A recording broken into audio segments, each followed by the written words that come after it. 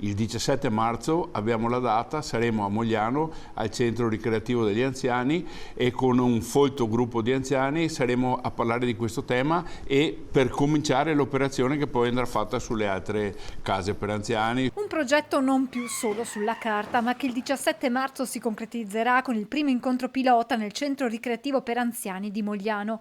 Il tavolo sulla sicurezza della provincia di Treviso insieme a ULSS 2 Motorizzazione partirà con un ciclo di appuntamenti che da Mogliano poi si estenderanno ai centri anziani di tutta la provincia per sensibilizzare i meno giovani sull'importanza di comportamenti corretti quando si è in strada.